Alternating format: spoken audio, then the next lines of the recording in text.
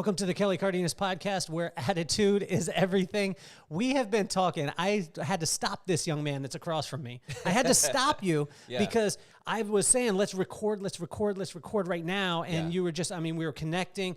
There's so many layers to you, man. And I am like blown away to be able to have you on the podcast, where we met a friend of mine, Jason Giannotti, a connection point between both of us, had introduced us at church a while back. Yep.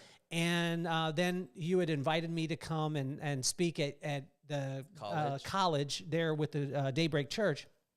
And I was so excited to come. I was nervous. And I speak to crowds of thousands and thousands, but I was nervous to come and speak to these 17 kids. Really? And I walked in, and when I did, it was amazing because you were pouring into these kids at a level that I had never seen before. And I was blown away by you. And that's why I wanted to have you on the show, because when we sat down at lunch and we began to talk, I started to pull back a couple of those layers and to be able to see that this guy who is constantly promoting everyone else, talking about who everyone else is and how great they are and complimenting me, you were the guy that should have been standing up in front of them. And I know you do, but you're very humble. Yeah. But that ability, I just think, is amazing. So I want to thank you for that. But I also want to welcome you to the show. And everyone out there listening, you're going to have to go to identityspecialist.net.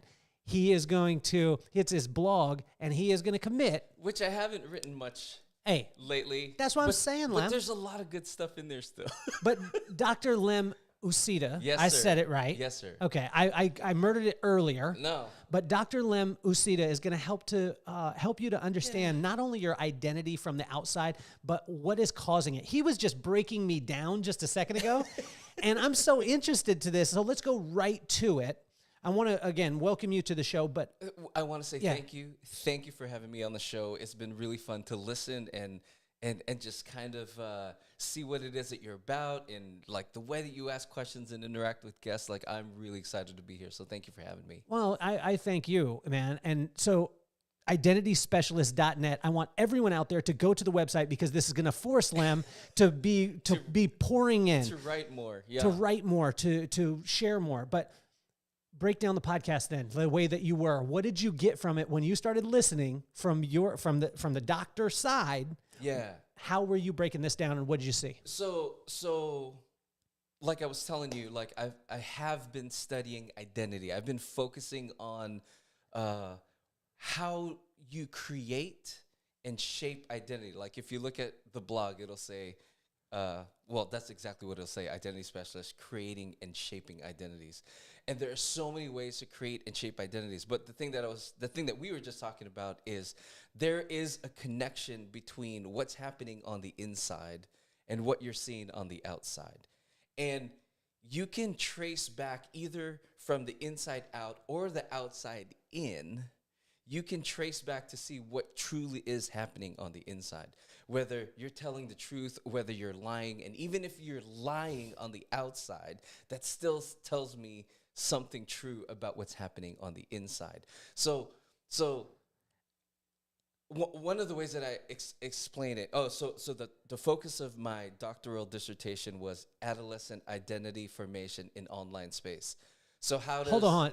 Break that down. Say it a little slower. Adolescent. Okay, yeah. Say adolescent. It a little slow. So adolescent, which is teenagers. Got it. Identity formation is how their identity is formed. Got it. Adolescent identity formation in online space. Okay. And so they are projecting a particular self. It's a projected self onto a medium on your screen. Like, you see what I'm saying? Do you?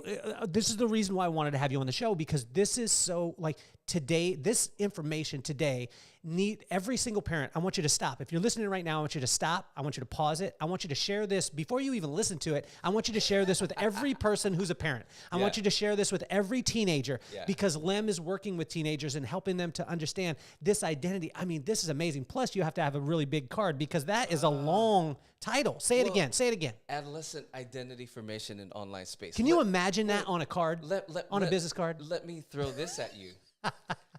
As I was studying adolescence, I realized that there is this, and like, I don't know that I found it in the literature, But as I was studying it, adolescing, this word adolescing is not just teenagers. So you can skip adolescing, like 12, you're involved in sports, you're involved in your life. 18, 19, 20, you get married young, and you skip your adolescence, and you skip adolescing. So I've seen 50-year-olds that go back to adolescing. You know what I'm saying? Wow. Exploring their identities. That's why a 50-year-old would leave his wife and family and kids And get a Corvette.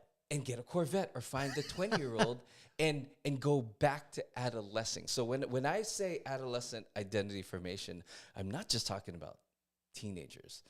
Adolescent can be 50-year-olds, you know what I mean? Going back to recapture something that they didn't get when they were 12. When you're 12 years old, it costs you hardly anything to adolesce, right? You might get grounded, you might get a device taken away from you, but when you adolesce at 50, and when I say that, a lot of people think of like these people. They have people in their lives that they're like, yeah, that's what this guy did.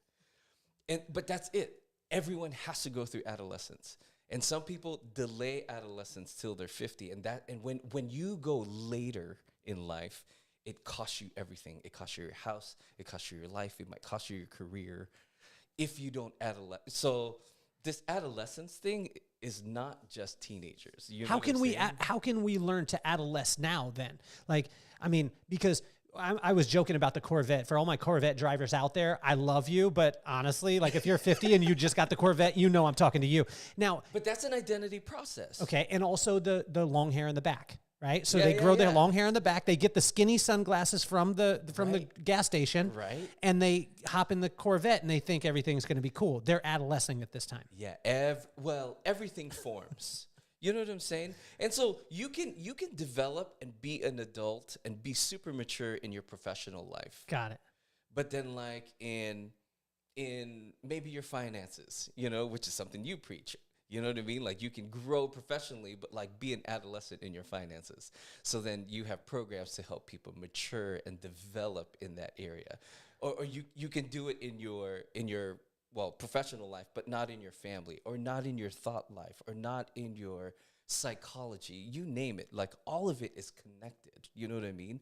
And so you can develop like a part of your life and have like this part of your life still adolescent. Like the emotional, like for me, like professionally, doctor, but like emotionally, I'm still learning and growing and developing. I'm not as mature in my emotions and my feelings and in my like, empathy as like I want to be. You know what I'm saying? And so we tend to just compartmentalize our lives in all these things, and identity formation and being the identity specialist is just taking a look at all of these little pieces and helping people develop and grow and, figure out who they are on the inside, So Lim, as a doctor, where are you immature? You were just saying it that there's areas. Oh, yeah. Where are you immature? Yeah, in my empathy, in the way that I feel. Okay. So give me a specific, like the way that you feel. That's you're painting a broad brush, right? Sure. Or a broad stroke.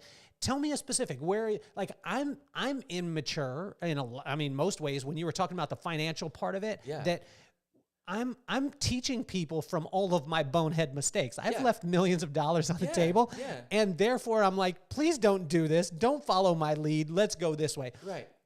Where are you admittedly immature? And let's be specific, because your wife is listening. My wife is listening. She's listening. She is. And she's going to be like, no, Lim, I know about this part. Yes.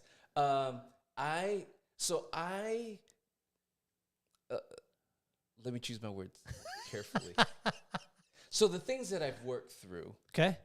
I'm really confident in, right? Got it. Because I've owned that part of me. Yeah. But like the parts that I haven't worked through, Okay. I still defend. You know what I mean? Look, no, that's not me. I don't want to talk about that kind of stuff. Even though I'm feeling, like I'll be feeling things, but like because I don't have a connection to it, I'll make an excuse. When's the last time you did that with your wife? Yesterday. What'd you excuse away? She's listening, man. She's listening. I was clearly, visibly frustrated about a thing, but I was saying that I wasn't. You know what I mean? Okay, can there now when we go to identity, when you were talking about the outside, the inside determines the outside, or sometimes back and forth. Sure. But I want to ask you this question: is there a time where it can be an outside and outright lie that you believe inside, and it be okay? Oh, okay. Wait. Let me think about that. Is there a lie That's outright, like in the world, like outer, it's a lie. Yes. But inside, I believe that lie to be my truth. Can that work out? Or do I always run into a negative situation? Here's yes. Great question. So That's why we're here, a Lem. lie- Doctor. yes. Lem. So a lie out in the world, you know, Got it. so identity can be shaped either in here or out here. Got it. And so a lie told me that I believe, then what I do is I project a false self. Can there be a positive side of that? Yes. Where? Because all of that, so identity is formed through suffering, through identity crisis, through some kind of like block. Okay. So if there's a lie out there that you keep running up against and you experience an identity crisis, you start realizing like, hey, this is not me. This is a lie. You put that aside. But you have to experience that in order to figure out that that's a lie. Here's another way to put it. Like, I think your level of maturity allows you then to just like, you know, like, because now, like, people can say stuff about me and I'm like, that's not me. They don't know what they're talking about, because I have the strength of identity and character to realize that, like, yeah, that person just doesn't know what they're talking about. Is that because you adolesced in that area? In that area, yeah. Well, here's how I talk about maturity. There's your projected self out here. Okay. That may not look anything like the real self or the true self here. And I think maturity is when your projected self and your real self is kind of the same. So that when you're interacting with, like when I interact with you, you bring your true self, like in this setting, in a crowd, one-on-one. I've seen your videos. It's like the same guy. Like there's like this version of you, this projection of you that like I get no matter where I'm interacting with you. You know what I mean? Because your projected self and your true self is pretty close. And Why is that? Why is that for you? Like when you look at me and you observe that. Because you've explored all of these other identity projections, and I'm like, yeah, that's not me. That's not me. You know, like when teenagers, like every week they try this look, and then they try the other look, and then they try. You see what I'm saying? Those are all identity experiments and identity exploration. So identity exploration is good. Okay. Right? Because it allows you to explore, okay, what parts of these things are me? Like this hair. There was, if we go back in time in pictures, we can probably see like the evolution of the hair. Now this is the hair. It's on your door. It's on your necklace. It's, you know what I mean? But like you had to work through that. I don't know this. I'm just. That I want to know. But you had to kind of work through like, you tried this hair, and I'm like, no, that's not me.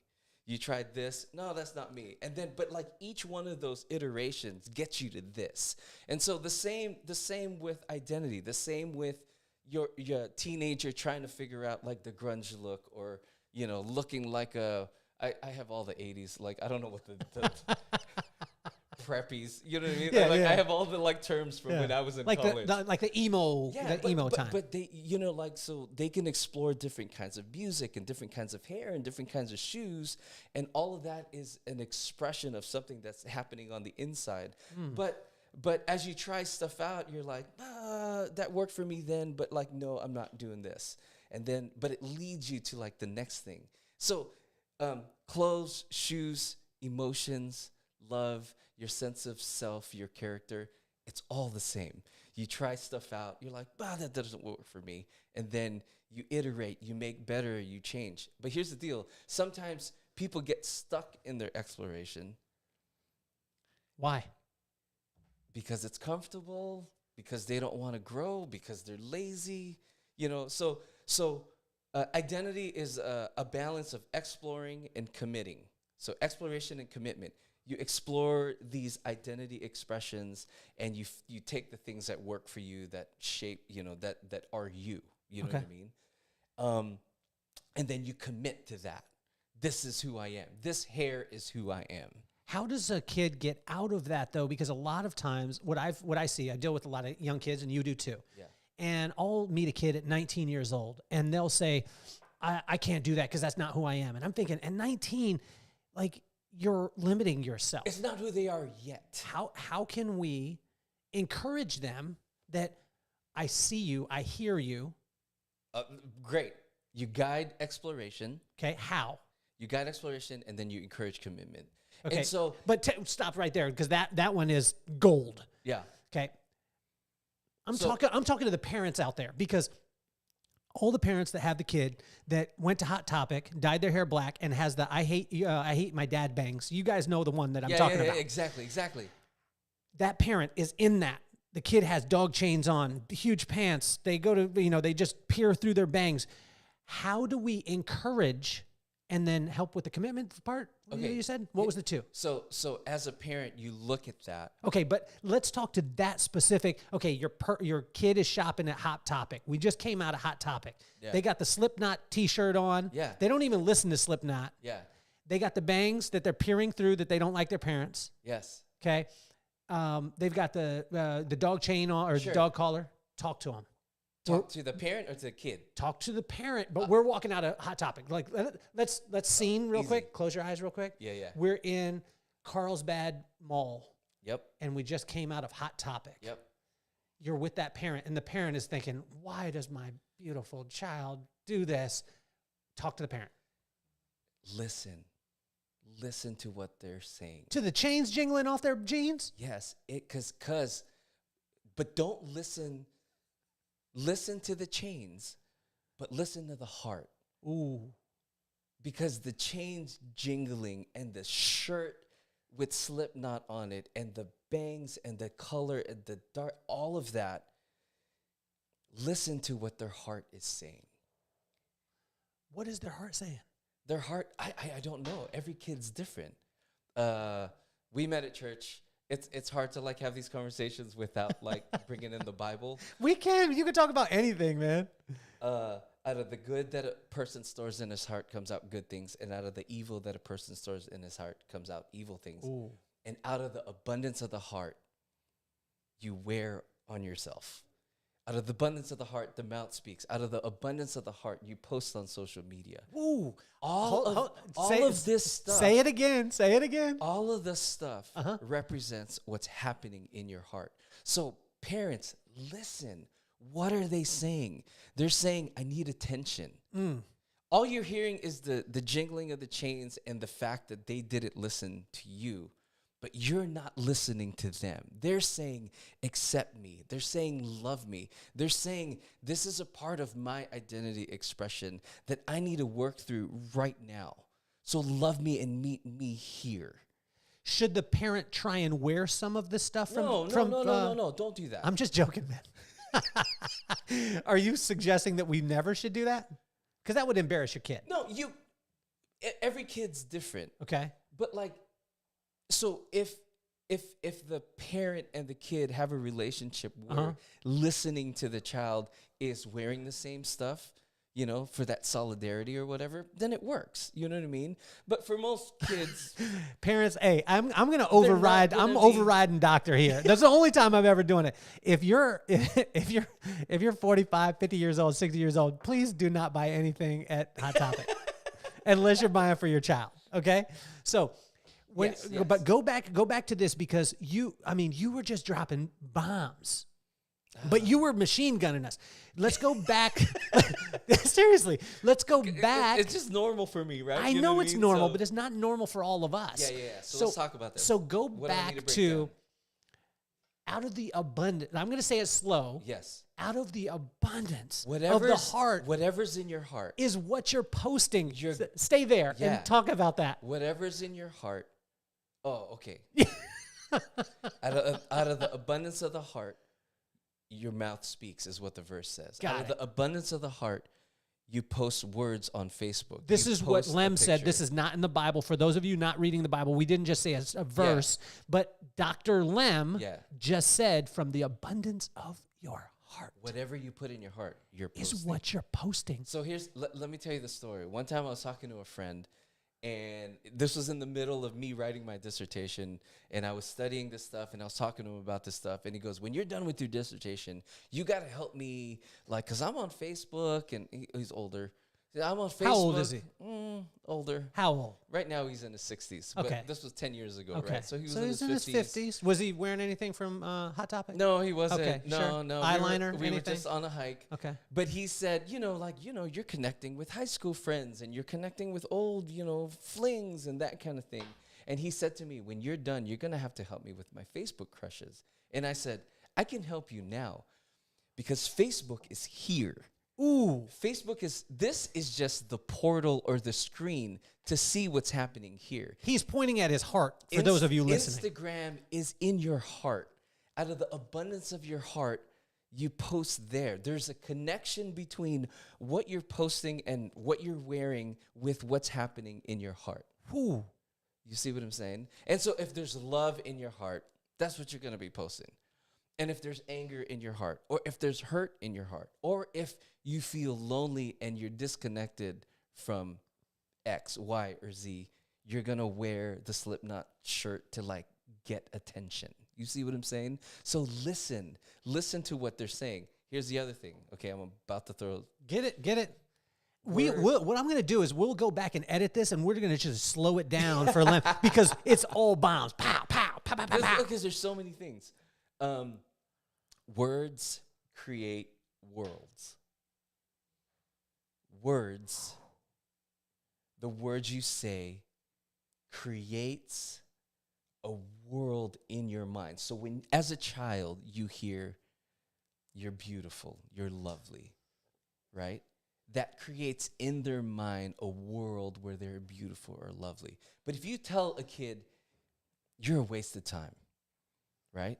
And if they hear it from a parent, or if they hear it from somebody older, someone they look up to, when they hear the word, you're a waste of time, they create a world in their minds where they're a waste of time.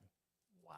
Worlds. The late Rabbi Abraham Joshua Heschel said that. I'm sure there were other people who said that as well, but words create worlds. So back to the parent at Hot Topic. Okay. So they have some hot dog on a stick. They got the lemonade. So listen to what they're saying. You didn't even listen to me. I said the lemonade. You wanted to go right to the point. I'm saying, like, enjoy the hot dog on the stick with me real quick because it's at the mall. We're at the mall. We got the hot dog on the stick. We got the lemonade, the one that they're smashing. They got the funny hats on. Way too big. We just got that. Way too big a drink for any one human to be drinking. Okay, you're drinking that. You just went into Hot Topic. You got the stuff blaring. You got the what is it? What is the mood light? What is the lava lamp? Lava lamps in there. Looking at T-shirts. Kid gets a T-shirt. They're all, and they don't even want you to be in the same row as them. They just want you to come and pay. Yeah. You're walking out. Sure. Drinking a little bit. What do you say to them? You give them a word. What word? Whatever word is going to connect with what's happening with them. But here's the deal. It better connect with your relationship with them. You see what I'm saying? Yeah. Like, you better have, like, the relational capital to use that word with your child. Where can I get relational capital? Can I buy it online? You can't buy it online. Is it like Bitcoin? Relational capital is the thing that you've been building with your child the entire time. How can I start it now? Like, what would be some actionable items for a parent, the Hot Topic parent? Yeah. And when I'm saying Slipknot, we're giving Slipknot a hard time. I'm sure they're a great band. I don't listen to them, but if you listen to them, we love you a lot. But you know exactly. You're getting this visual. I love this visual because Dr. Lem is like, Kelly, let's get back to the point here. We're going to get back to the point. I'm like, no, let's stay on the outfit. Yeah. I'm joking with you. No. I'm tracking with you. You give them words. You give them new words. Words are that powerful. Like when you tell a child you're lovely or you're beautiful or you are a masterpiece, you name it. Pick the word. But all of those words... Okay, it takes 1 second for a negative word to stick, right? Pick a negative word, say it. It only takes a second for it to stick, but it takes 20 minutes of some kind of positive affirmation to stick. Seriously? Yeah. So 20 minutes. 20 seconds, at least 20 seconds. So it takes 1 second for something negative to stick, and you have to be saying these wonderful things for at least 20 seconds for anyone to get it. You know what I mean? So it can't just be you're beautiful. It has to be you're beautiful and you're great, and your sense of value and worth is not in what it is that you do. It's in the fact that you're just beautiful and that you're amazing and that I love you and that you're lovely. You need to go for 20 seconds in order for that to stick. Now, this was something that happened the other day. I was with my daughter. So on the way back from school. These are all things that I picked up in just by listening to your podcast. Well, these are the things that you do with your children. But I was on the way back from school, and I looked at her and I said, I'm proud of you. And she just turned and she's like, why? Mm-hmm. And I said, well, I mean, in my head, my old school side of me was like, you should be happy that I said I was proud of you, because there's a lot of dads that don't. Right. I didn't say that. I thought it. I'm like, I'm gangster inside of me. Yep. On the outside, I'm weak as it can be. Yeah. Get knocked out all the time. But she says this, help us with this, because there's a lot of times where people will be like, love you, when their kids are leaving. Right. You look great. Right. Okay, so Dr. Lem is saying, you got to stay on it for 20. Is there other things inside that? Or because a lot of times I hear people be very vague with it. You're great. You're awesome. Yeah. But whatever it is that you affirm is going to be the thing that they're going to find their value and worth it. So if you affirm just the outside parts of them, how they look, as opposed to the stuff that's on the inside, that you are capable, that you are smart, that you're trustworthy, that you're loyal. Like, you see what I'm saying? Like, the stuff that you affirm is going to be the stuff that they're going to find their identity in. Have you used this Jedi Master tricks on your wife?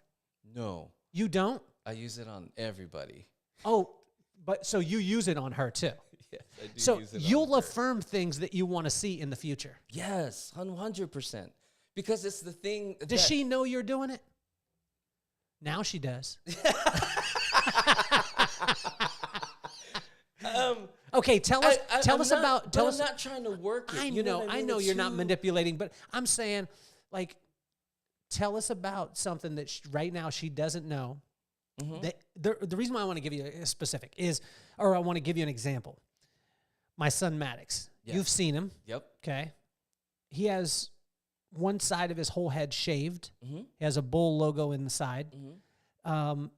It parts over the top. The other side is shaved just to the top of his ear, and then the rest of his hair is like almost a diagonal mohawk that drops down to his back. He has about 8 dreadlocks in the back too. Mm-hmm. He has his own style. Yeah. I deliberately started saying this at 2 years old. Yeah. The reason why is because I wanted to free him from his friends ever saying that you're weird. Yes. Tell me about a specific with your wife that you spoke into existence that she didn't know that was happening, because Maddox didn't know that I was doing that on purpose. Yeah. Tell us about a specific with your wife that you spoke into existence that she didn't know, and she's about to find out right now. Well, I mean, she knows this stuff, but like, she had never dated anybody before me. Like, just never dated. You know what I mean? Okay. Dating wasn't a thing for her. Got it. She was like, she saw all her friends doing it, and she saw the hurt and the pain that it brought, and so she just was like, I don't need any of that in my life. That's a wise woman. Can I just tell you, last night we were actually hanging out with Chandler and Andy last night. Okay. And she was saying, right before I proposed to her, right before I gave her this beautiful ring, her thought was, I could say no to this and I'd be fine. She said that last night. Yeah. Was that the first time you had heard it? No. But I know it to be true. She has the strength of character and a strong enough identity. But in order to date someone that's never dated, you have to create a safe space in order to explore that with someone. Okay. You know what I mean? Yeah. So you can't use any of the dating stuff that works or that had worked with it. So I had to do something different, something I'd never done before. And I would tell her this. I'm like, I've never done this before. You know what I mean? Normally all of this stuff works, but it's not working. So it's figuring out her identity. It's figuring out the things that make it safe for her to like want to hang out with me. You know what I mean? It's taking the time to like learn and taking the time to listen and then affirming all of the right things. You know what I mean? Because, like, you know, just telling her that she looks great isn't going to work. You know what I'm saying? Because she has a strength of character that's not built on what she looks like. But then what about the other side? Because we all know, and the people out there listening know, that if your mom ever came to you and said, hey, there's this really nice girl I want you to meet. And you're like, oh, you know, what does she look like? And she's like, she's really nice. You're like, that's not the woman I'm dating. How do you affirm your wife with things? Because I've had times where I've been like, baby, you know, I love who you are, your character. I love your heart. But I don't want her to think, I don't think that she's super hot, because if I do that part of it, is there a formula? Do you go 4-1? Do you go 3-1? There's no formula. Come on, Dr. Lamb. Any kind of formula? Everyone's Come different. on, man. Everyone's different. Not even two people? No. You can't even do the same thing on two? No, you can't. None? Everyone's different. Everyone's psychology is different. So this is what. So you have to be present you all the time. Meet them where they're at. And be present. Yeah, exactly. Be present to what's happening. Be present. It's not a formula. How could you make identity is not a formula? But identity then can't be like a Instagram course. Then I can't buy a course to be able to be great at identities. No. You're saying that I have to be present all the time in my life. You have to. If that's why the relational capital works. It's out of relationship that you do this. Wow. You figure out when to say you're hot, and you also figure out when to affirm you are a good person, and you are a good friend, and you're a good sister. Is there any clues? Can you give us some clues to, I mean, because there's a lot of guys out there that are like, look, Lem, I mean, I got a lot of stuff going on. Or there's ladies out there like, I got a lot of stuff. Lem, can you just give me like an indicator? Like when my man walks in and he just got the Corvette, that's the time to tell him, baby, you're awesome on the inside and you're complete. And, or maybe when he got the haircut with the flap in the back, when he walks in with that, you know that he's struggling. So I say X. There isn't this? No, I don't think so. Come on, Lem. Come on, doctor. It's the connection that you have with the person. You know what I mean? Because yes, words matter, but again, back to what I was saying, like the words that you say, you know, you give life to, and what you give life to, you have to live with. So the words, so when you're connecting with someone, you can give empty words to that person. You know what I mean? And you're going to get that empty relationship with that person because that's what you're giving. Yes. But you could give deep, deep words that represent like the love that you have in your heart. And it could be how they look. It could be what's happening on the inside, but it's the where it's coming from that makes the difference. Does that make sense? It's not like telling them that they're hot at the right time or the wrong time. There's definitely a right time and a wrong time. You know what I mean? Yes. But it's just that lived reality, that lived relationship and connection that you have with them. You mean it's going to be signature and unique to every single person? Every person. At every single time. Every single time. And it's checking in with that person to see where they're at, right? You can't just like bring your agenda. Well, you can, but when you just bring your agenda to the thing and they don't have like the emotional energy for it. So check in, like be cool, be a gentleman. I love it because probably the single people out there are like, no, I could bring my agenda. That you don't know me. And all the married people out there are like, Lem is dropping bombs. Take the time, check in. Do you need me to solve this for you? Do you need me to say anything to you? Do you need me to just listen? Like, I don't know what it is, but like check in with the person to see like what's gonna serve them best. You know what I'm saying? So let's go to the kids. I've got a 13-year-old. I got a 10-year-old. Yep. Right. I'm working through this. I had an experience yesterday. Mm-hmm. So I take my daughter. Mm-hmm. I take her to football practice. She's playing football for the first time. Friday Night Lights, a little flag football. She's excited. Let's go. She's got a rocket arm. Mm-hmm. So she was like, Dad, I want to work on throwing because I don't want to lose. That's what she told me. I was like, she just wants to be out there with her friends, whatever. Yeah. We start practicing, and she had already asked me, hey, can you help me with my throwing? Mm-hmm. So I'm thinking, I'm going to get your footwork right. I'm going to get your feet right. Right. And I'm going to get the ball where it needs to go, your arm position, the whole nine. Sure. And she straight just shut down. She said, I hate football, and I don't want to do this anywhere, and walked away. And I was like, but, I mean, I was here with you. You just told me you wanted me to coach you. Yeah, but you were coaching the mechanics, but you needed to coach the heart. Man, All of us need a Dr. Lim with them at all times. No, it's just, you know what I mean? It's just the way. Is there an app interacting? No, is there no a Dr. app. Lim app that we could just click it? Oh man, Like a wrap it up box from Dave Chappelle. Suffering produces perseverance, perseverance, character, hope. That's in the Bible. Bam. So like, Slow it down and do it again. suffering produces perseverance, character, hope. And back to presence. Okay. If you would have been present to her, right?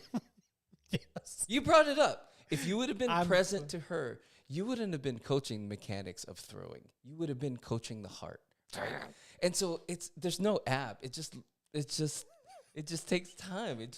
Now you've suffered through that and you've learned and you've processed it. Next time when she tells you that, you're gonna coach the heart. There's not a Dr. Lim 8-ball that I can have, and then I'd be like, I'm in this situation, Dr. Lim, and I shake the 8-ball, and it just says, be present right now. We're just, you know what? I mean, I'm sure there's an app. My watch sometimes tells me to be mindful. No way. Yeah, like the Apple Watch will say, hey. Does it work? No, because, you just try to be mindful the whole time. You just there try we to go. be present the whole time. This is why I wanted you on the show, man. But then, like, life happens, and sometimes we get our agendas, and our agendas can sometimes be. When's the last time you got your agenda in the way of being present? Specific. I don't want a broad one. I want a specific because we want to know that Dr. Lim is human. Well, it happens every day. It happens every day with work. It happens every day. Okay, so yesterday with work, how did it happen? No, not you. You. An email. I got an what email? What did it say? I said Dr. Lim. I got an email. You're not going to tell me who it's from. I'm not going to tell you who it's from or what they were saying. But that's not specific. Oh, no, wait. But I can still. But they had something that they needed from me. Okay, got it. So they asked. They were asking for something specific. Did they butter you up before they asked the specific? Like, Lim, you're so awesome, you're so great, and then they bring it to you? No, they didn't bring the compliment sandwich? No, they don't need to do that. But my initial reaction was to just bring my agenda and tell them that they're wrong or no, I'm not going to do this for them, right? How'd it go? I took the time to no, that doesn't serve them well, even though I'm the boss and I'm right. You know what I mean? How can I serve them? You know what I'm saying? Like it's everything. It's every moment. It's every interaction. How can I be present to the thing?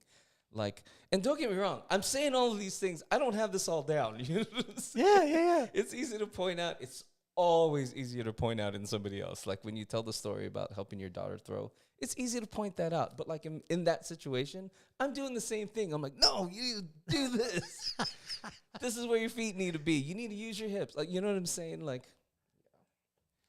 So let's go back. Let's rewind a little bit because I want to go into this identity part of it, and especially with the social part because social media is such a hot button. Yes, sir. There's people who think that social media is the devil. There's others that say that social media is a necessary evil. There's ones that say that it is an amplifier. There's ones that say that I had a kid one time. I said, what do you feel about the people who say that you're lazy because you're doing things on social media? He said, I'm not lazy, and it's not that I don't have work ethic. I just don't work dumb. Yeah. And he said, because if it takes you an hour to do it and there's an app that I can do it in 15 seconds, right. Talk to us about these identities on social media and how can we, as a parent and as a young kid, talk to both of them. How can we start to develop a positive identity through these channels? So the first thing, going back to the Slipknot t-shirt, right? Okay. Slipknot is not going to sponsor this podcast, by the way. Nickelback then. There we go. Yes, Nickelback, we love you. No, Slipknot, we love you too. We'll have a concert. We'll have Slipknot start off. We'll have them start off, followed by Nickelback, and then Stevie Wonder.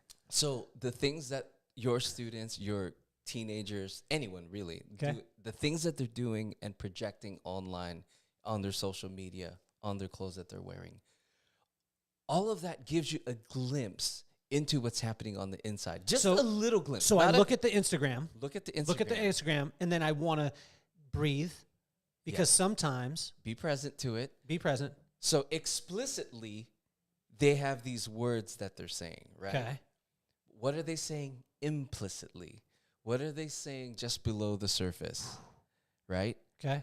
Give us an example. Like, let's think of I'm gonna give I'll you. use you as an example. Okay, got it. Okay. I love me as an example. Explicitly, your hair, right? Got it. You got the dreads, you got the look.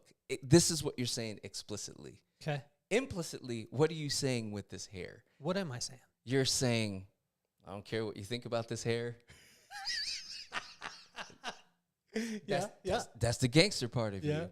You know what I'm saying? Like, I can rock this hair. I make this hair look good. There's all, I don't know what those things are. Okay, give me some more implicit from Lem. So you seeing it because you've observed it.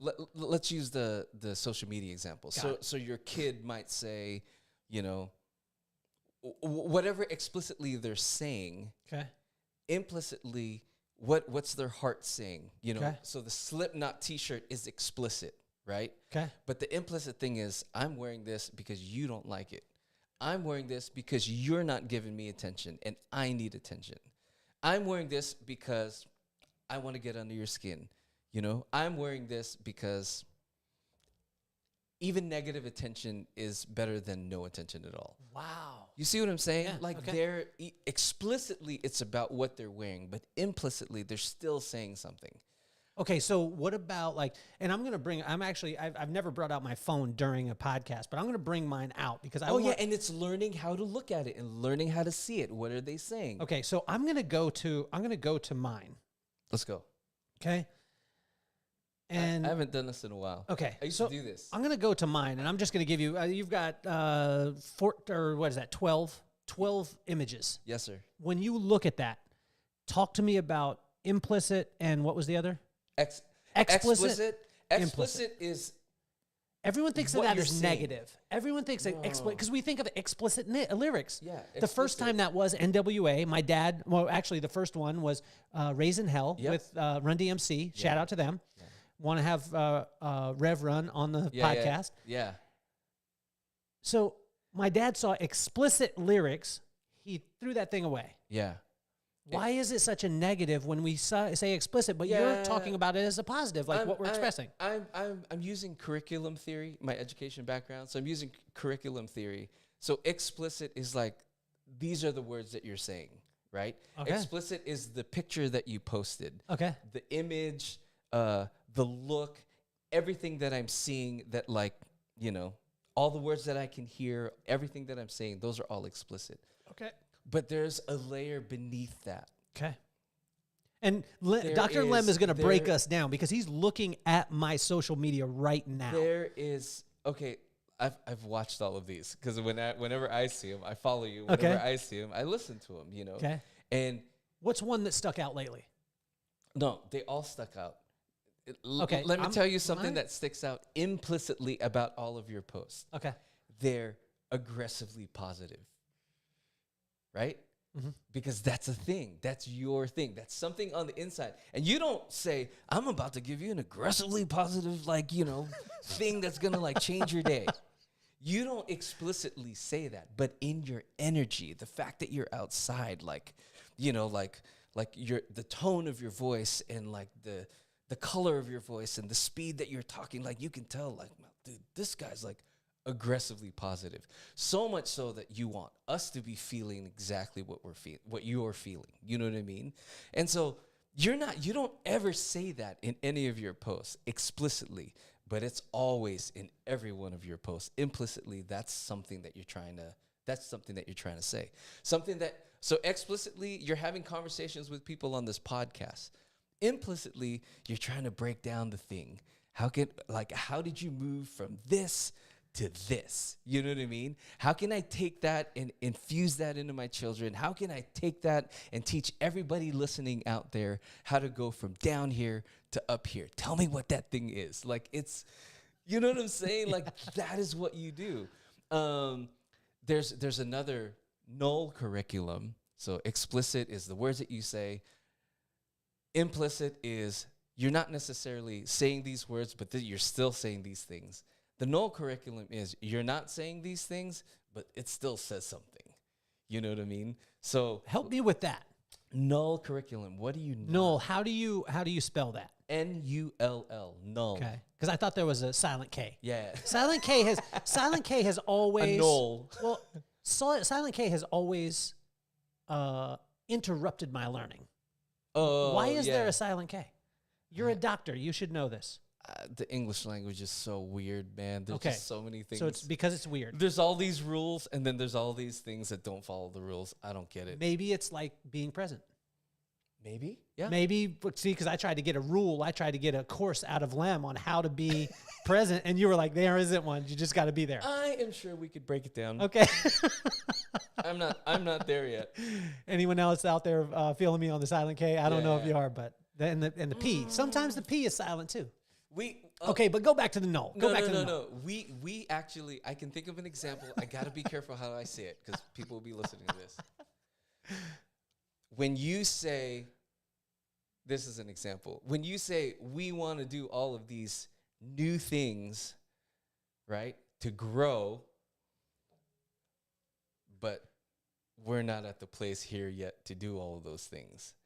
So the null curriculum is, oh no, we're excited, we want to do all of these things, but like the null curriculum is like, yeah, we're not at the place yet to do all of these things out here. So you're helping people to understand a meaning behind, like, hey, I want to go do all yes. these new things. Hey, and in the null part is, hey, jokers, you guys are not doing these things. So that is a part of the. So if I'll use this example. This is an example that'll work. Okay. You got all these salons, and you're like, oh, we need to open like 7 more salons, but this one's not full. You see what I'm saying? Okay. Yes. I get it. So what you're saying is we need more salons, but what you're not saying is like, we're not ready for that yet. Got it. You see? Okay. You see All what right. you discuss? What's some null, like when you're looking there, let me do this when I got to do my face ID. Yeah, okay. And I tell you, I don't want these. I do not like having passwords on my phone. I don't know about you, but I don't like to have to type it in, look at my face, all the stuff. I just want people to be honest and not steal my information. You know what I'm saying? Like, just be honest out there. So the null curriculum here. So explicitly, you're saying these words. The implicit thing is you're positive. What are you not saying? I would say, okay. Because it's aggressively positive, like, and you break down, oh no, sometimes you share some of the negative things in your life, but only after you've worked through them. You know what I mean? Okay. You know what I'm saying? Uh-huh. Like the null curriculum is like what was happening in that day, that had you share this. Okay. You see what I'm saying? Makes sense. You know what I mean? You're not saying any of that. Oh, okay. But whatever positive thing that you're saying, there was an impetus for that. Okay. You know what I mean? And I'm not saying that it was negative, but the impetus for it, you're not necessarily saying here. Got it. You see what I'm saying? It's all the stuff that like you're not saying that still says something. You know what I mean? So explicitly you're saying this, implicitly in your words and in your tone and in your actions you're saying this. But the stuff that you're not addressing says something. Help to cause that thing to come into fruition. Yeah. So why is your gravity so strongly towards the youth? Like when you're working, when I saw you working with the college, I saw you working with the kids, there was a different type of connection. Like you really wanted to pour into them where, there's so many other lanes that you could, but you chose this one. Why the youth? Why is it so important? The next generation, the youth, it's always been on my heart. I've always worked with them. What do you see that most people don't see with the youth? Well, let's go back to the scriptures. Got it. Don't let anyone look down on you because you're young, but be an example to the believers, right? They're going to be the example for us, and they're going to show us how to do it because they're going to contextualize for us what this thing looks like. Like there's just like every major movement in the world like kind of started with youth. You know what I'm saying? Like the youth were the ones to rise up. The youth were the ones to like, no, we're not gonna. You know what I'm saying?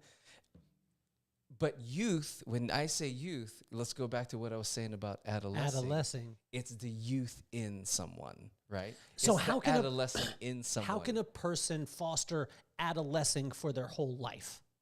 How can this, I mean, because that's what we I'm not saying that that's the perfect being, because we found that there's no Instagram course to this. Sure. Right. And a lot of people out there are like, man, I'm not listening to podcasts anymore because I wasn't able to get 7 steps on how to be able to do this. But give me some actionable things that I can do so I can continue to adolesce in my life. It's all the stuff that you talk about on this podcast, man. It's exploring the thing. It's exploring the identity. It's exploring the idea. It's constantly growing, right? And so adolescing is identity formation is a balance of exploration and commitments. And you're at this level, right? But you're hungry.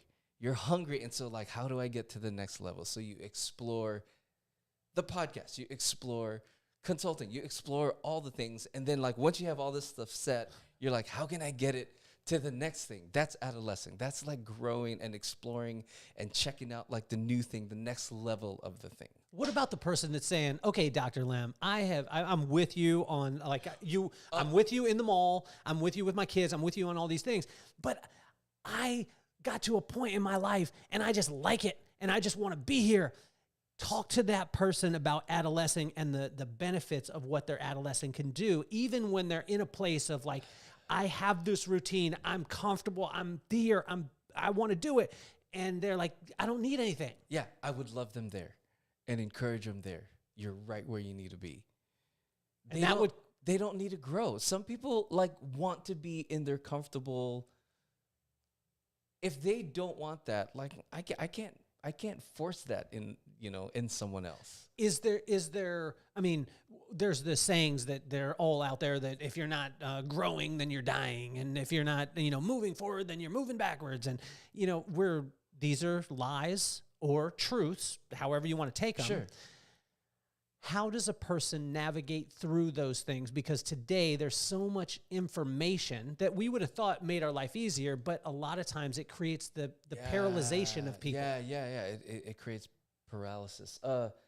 I said paralyzation. I don't know that that's even a word. Yeah, paralysis. Yeah, thank you, doctor. Thank you. You see how he, what was it? He knolled me right there. It was not what he didn't say, but he was like, go to school, brother. From my knoll. That's not what I'm saying. From the knoll, not the K-N. There's a book called The Paradox of Choice. Paradox of Choice. I don't remember who wrote it, but we all thought that if we had all this choice that it would make us happy. Mm-mm. But choice really like arrests our ability to make a decision, because and this is the example that he used. There used to be, Levi's 501s. That's it. You know what I mean? There used to be some Lees at that time too. Oh, and Lees. Okay, Lees. So I don't know if I was wearing any Lees though. They had weird pockets. So make your booty look weird. There used to be like 3 choices, okay, but everyone got the Levi's 501s, right? And when you first got them, it didn't fit right, and it just felt weird, and you wanted it to be comfortable. But the more you wore them, the more you broke it in, the more comfortable they got.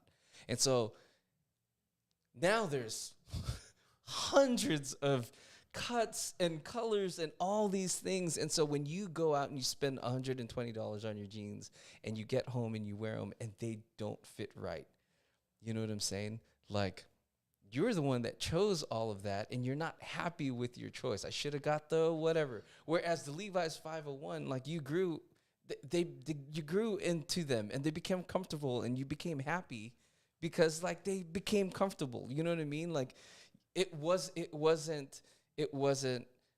the choice of 100 different kinds of things and choosing the wrong thing, because you had no choice. You had like 3. You know what I mean? You didn't want the Lees. You didn't want the Jordache. You got the Levi's. You added the Jordache in there.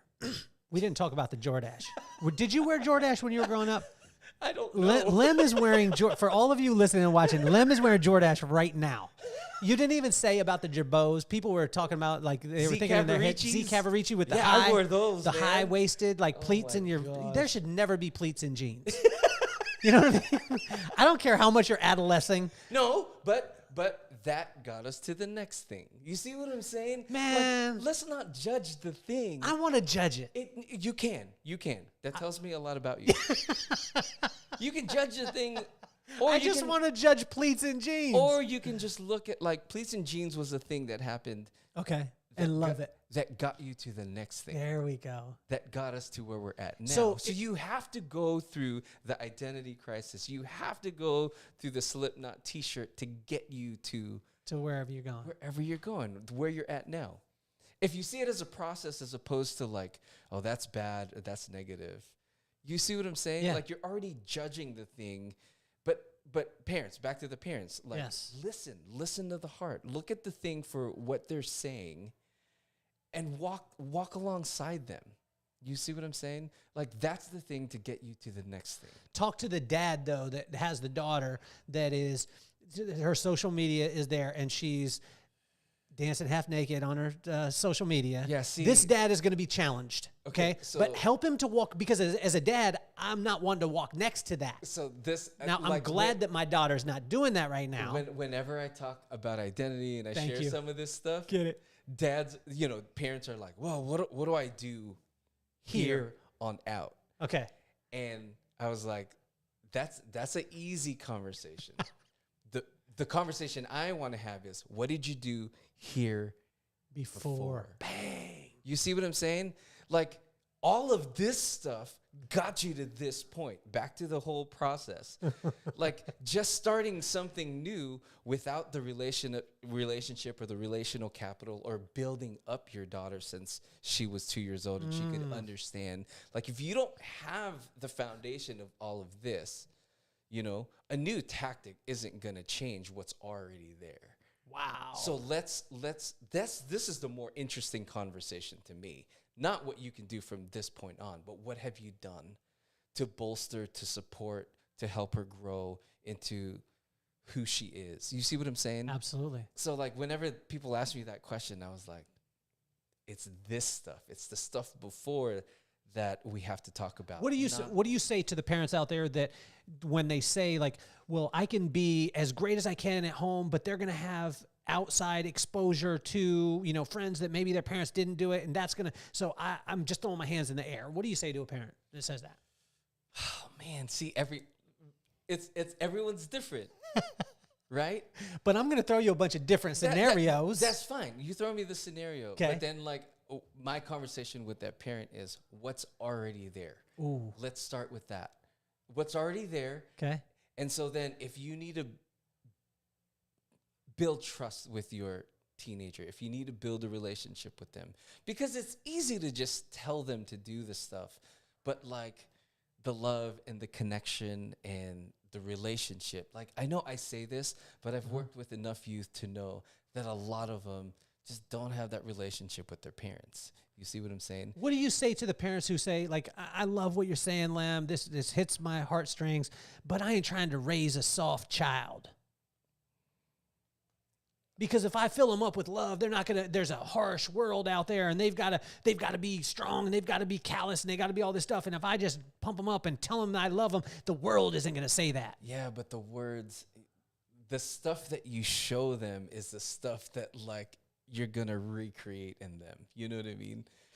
You see what I'm saying? Yes. And so, like, you can say all the words, and words do shape, but words can also be empty. You see what I'm saying? Wow, and that shapes something also. And so that shapes that empty. Well, so then they have an empty post. Then they have an empty identity. Then they have an empty sense of self, because, like, you haven't built that part up. So that's why you need to look back at, like, that relationship. Truly, when a parent comes and says, like, what can I do to change my kid? I say, change yourself.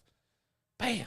Be the person. How many parents accept that, though? Because most people are like, no, I don't like you, Lamb. They don't accept that. They want me to change my kid. Of course. As the youth pastor, change my kid. As the professor, that's why we send them to you. Yeah, but my thing is, like, they're not my kid. You know what I'm saying? Yeah, if yeah. you want to change your kid, you change yourself, because they've been watching you all of their lives. You know what I'm saying? They're just copying you, and you're modeling for them what it means to be an adult, what it means to be a person, what it means to be a good athlete. You model for them. everything that they're becoming. You see what I'm saying? So talk to me about this, because there's sayings. Don't put it on your kid. Do it here. You listening to Dr. Lamb, everybody? I'm listening to Dr. Lamb.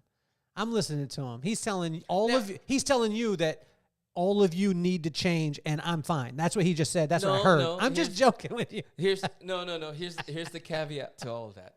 I'm giving you all the theory, and I've worked with college students and teenagers for over 20 years, right? Yeah. I don't have my own children. Okay. So I have the emotional distance. Yes. And the scholarly perspective to like say all of these things. Now here's the deal. Once I start having children, maybe it changes. It's gonna change. It's gonna change, and my kids are gonna be, oh, this is a conversation I had with my wife last night. She was like, yeah, I can be passive aggressive. You know what I mean? And actually Chandler was the one that pointed it out for me. Like, I'm aggressive and passive, like at the same time. But I'm gonna pass that on to my kid.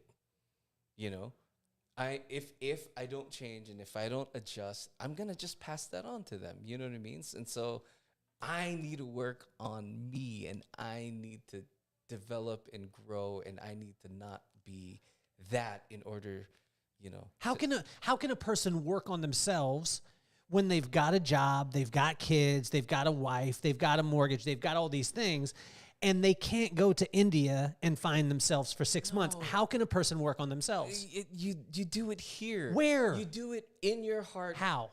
With all of the things that you're doing. You don't have to change the things that you're doing. It's presence. It's a state of mind.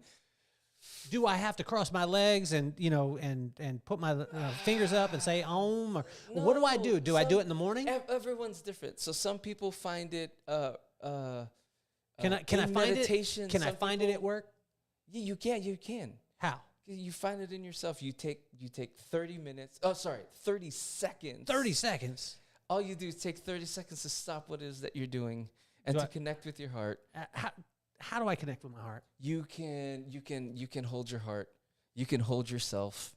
You can take 30 seconds just to connect with yourself. Okay. And to check in with yourself, to see what you're doing, like to see how you're feeling. What do you say to the person out there that says, Lim, you're talking about connecting with my heart? Like, nah, I'm a hard charging, I'm a CEO, I'm a founder, I'm a this, I'm a that, I got a startup company, I got all these things.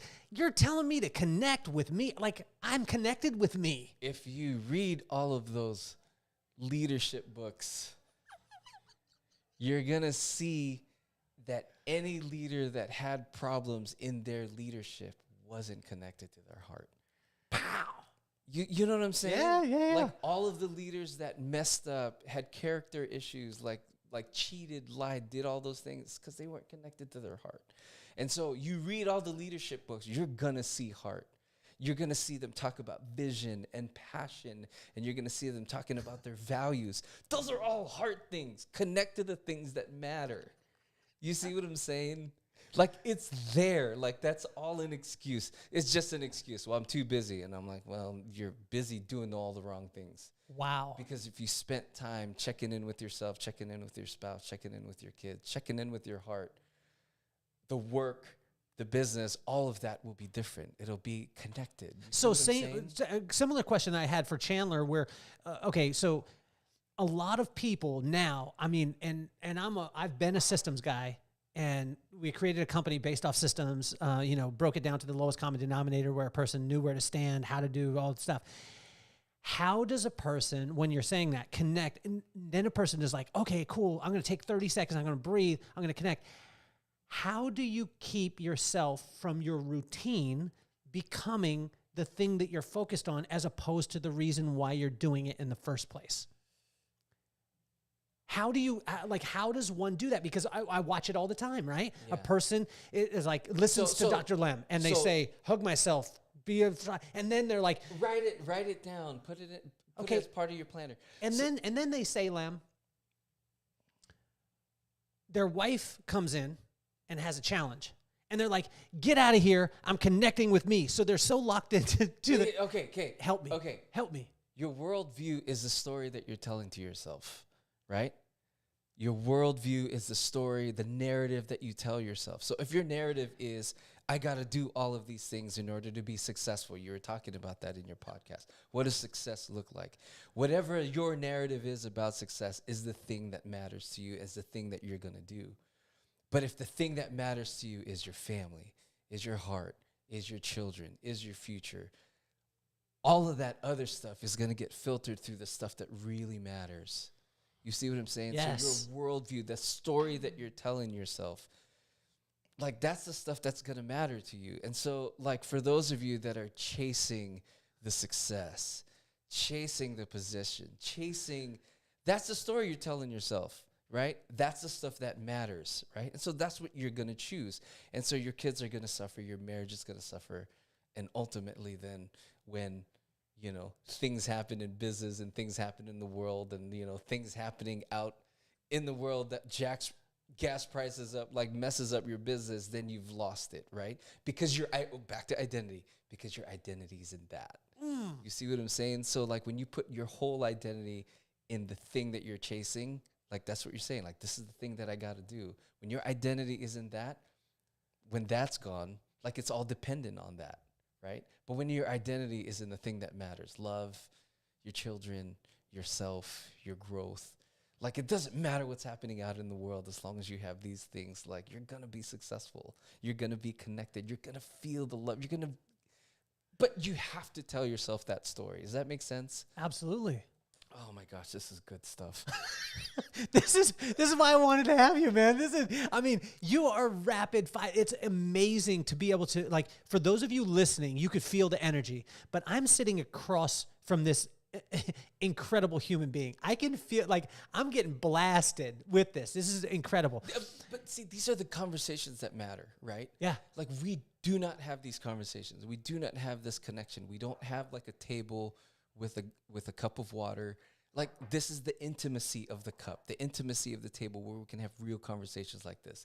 And so people listening to this conversation, they don't get this. You see what I'm saying? And so they vicariously can experience this, which I'm super glad that you're doing this so that people can experience it. We just don't have that kind of intimate conversations normally in the world, right? But we crave it. We want this kind of stuff. We want this with our spouses. We want this with our children. We want this with our friends. And we just got to make the space and the time to do this. You know what I'm saying? And so you're doing a good work by putting this out in the world so that people can experience this as we're having this conversation. Well, I want more people to come in studio too. This is as we're going. I love this part of it because the banter I think is so strong and it's great. And I want to be able to have people from other mindsets, from other belief systems that sit in the same room and we have conversations this way. Help me with this. Give me a saying about identity. When you talked about it earlier, you said words create worlds. Yes. Your story creates your narrative creates your identity. Yeah. So as you were saying this, there was something that was said to me all the time growing up. It was about business. And they said, treat people the way that you want to be treated. And I was like, yes. And people built their business on this and all this stuff. And then there's a guy named Joey Von Bargen. Okay. Joey Von Bargen is an amazing dude.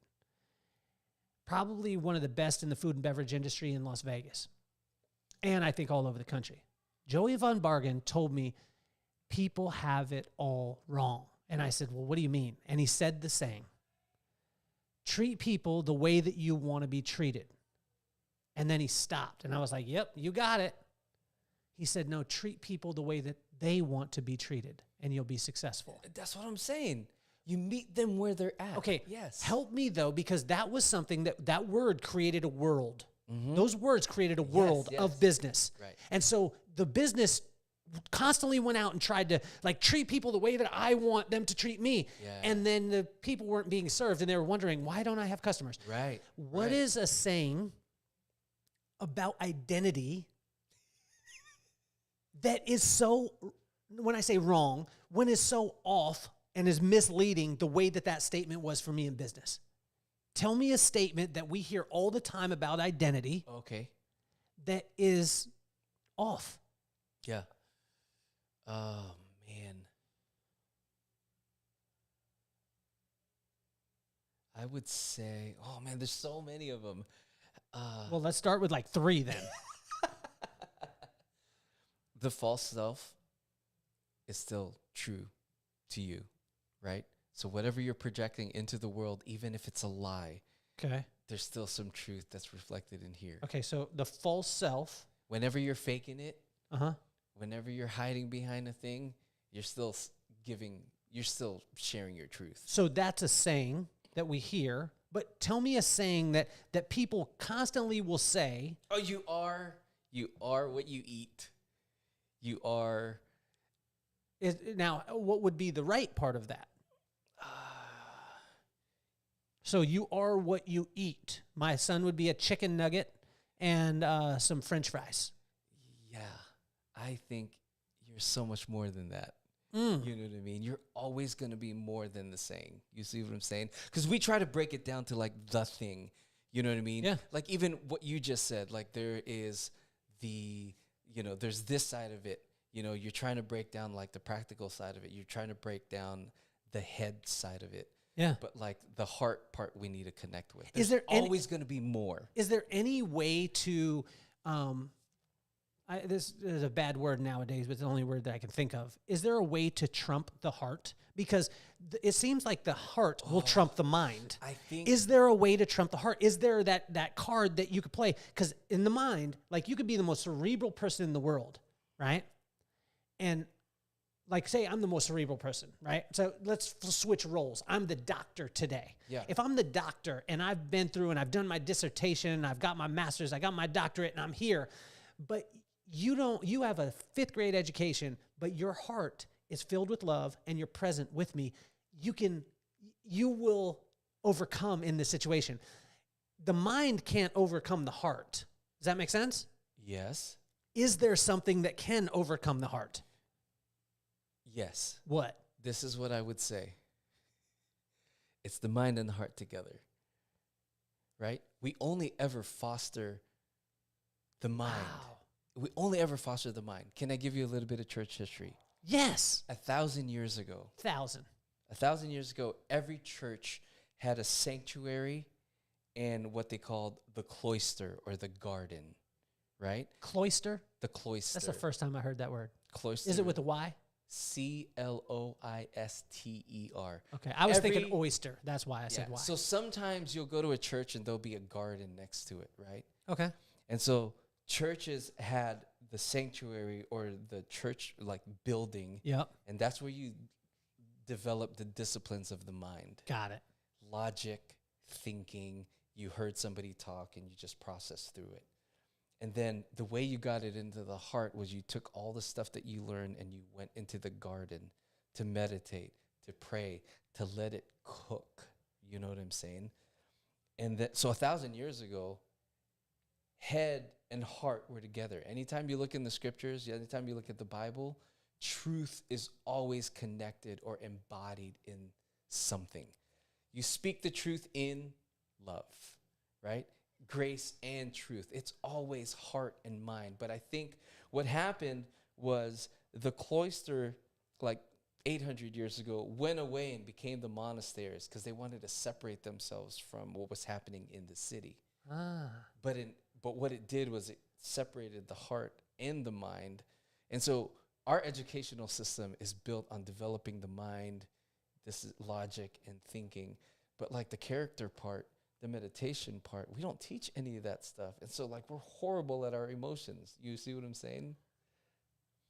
And then you get on Facebook and it's so funny on Facebook, like you see people arguing their thoughts. You know, that's what they're saying, right? Here are my thoughts. But what's driving their thoughts? Their emotions. They're mad and they're angry and they can't handle it and they don't know how to do any of that stuff. And we used to live in a world where we would foster the heart and the mind together, but we've separated that. For 1,000 years, we've separated that. So like when I talk about like connect with your heart, most people don't know how to do that because we don't have those things anymore in our lives.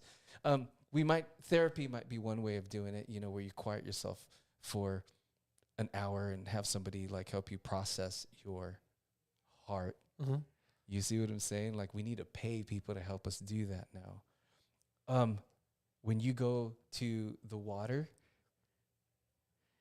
you read a thing, but being out in nature and connecting with your creativity is a connection with the Imago Dei. It's a connection with God. It's a connection with your heart. You take the time to connect with your heart. That's why you look at the 12 pictures like right at the front, and like a lot of them are at the beach, because you're doing the heart work to connect with what's happening in your head. You know what I mean? You take the time. Oh, that's something implicitly that you're saying. Take the time. And I would even push, let's even talk about, because you take the time at the beach to connect with your heart, that kind of bolsters that aggressive positivity. You know what I mean? Because in and of yourself, that's not in you. You know what I'm saying? But you want to be that for so many people. And so you take time. Your cloister, your garden is the beach on the sand with your words and the stuff that you have in your head. But you take the time and you create the space in your life to move it from up here to down here. So you connect with me, your heart, brother, like, and you show it to us. You model it for us. You know what I'm saying? And we can do that. We can take 30 seconds to just like connect with what's happening in here. So it's not one or the other. It needs to be both of those things. You see what I'm saying? Mm-hmm. And so interact with someone at the head level, but also interact with them at the heart level. But you have to work on your stuff in order to be able to do that with somebody else. You know what I mean? Oh my gosh, this is good stuff. Well, the one of the big things that came to mind was, I started, it's probably maybe a year and a half ago, I started 45 Seconds of Wisdom. And 45 Seconds of Wisdom was just simply, I was just watching the waves crash. But how long did it take to get to 45 Seconds of Wisdom? It was a long time, man. No. But like right before you record 45 seconds, what's the amount of time that it takes to get to the to get that? Yeah. I mean, so there's always that heart time, yes. The head and the heart. Because just to say the words is easy, but to let it like cook and marinate and like change you. You know what I mean? That takes, and then you're able to like give anyway, go ahead. What do you say to what do you say to the person? Because there's always going to be the person that says, yeah, but, right? And my dad would always say, like, he would say, when you say but, he said, think, and this is my pops saying, my pops would say, think of or envision like a big booty in front of your face. Like every time you say but, then boom. Yeah. Because he wanted us to be overly positive, because where he came from in his life, he had a place where it wasn't super positive, and he wanted to be optimistic. Yeah. Right. And so he didn't deal with pessimism at all. He didn't deal with any of those things. And so let's go to the yeah, but people. Yeah. Right. I have it in me too. I'm not saying that I'm immune to it, but the yeah, but that says, get in touch with my heart, connect with my mind, with my heart. Then, Lamb, I'm going to leave a lot of money on the table, because I just spent a lot of time on my heart where I could have just been on my mind, and now I'm going to be so far further ahead. I don't have time to slow this stuff down. And if I slow it down, then I'm going to not be able to make enough for my mortgage. I'm not going to be able to make, and you said focus on my family, and I want to, but talk to him. It's the story that you're telling yourself. Yes. You know what I mean? And the story that you're telling yourself is all of that stuff is way more important than this stuff. But you and I know that the relationships make the difference. You know what I'm saying? There is a reason why you have a client that would fly here from halfway across the world or across the country to come get styled by you. You know what I mean? Why is that? Because you have that relationship, because you've spent that time with them, because you've connected with them at the heart level. You know what I mean? And so you can get the quick, fast stuff. You know what I mean? And that stuff might satisfy for a little bit, but like the stuff that truly matters, the stuff that like you can build businesses on, are heart stuff. You know what I mean? Connections, relationship, vision, values. That's where it matters. Like listen to your podcast and listen to all the people that have worked through stuff. They found they somehow connected to the value. They somehow connected to the relationship. They somehow connected. They changed their narrative, right? They changed their story, and they're like, no, this used to be the thing, but they hit that identity crisis, and they're like, this thing is better. This thing is the thing that's going to build. Yeah, but here's the deal. I think yeah, but can connect us to the heart. Wow. How? Because you're giving your excuse. Your dad said, yeah, but that's a pause. So you can take that yeah, but and pause and like connect with the heart and say, what really matters? What is my value? You know what I mean? What is the vision of this thing that like I've been created to do?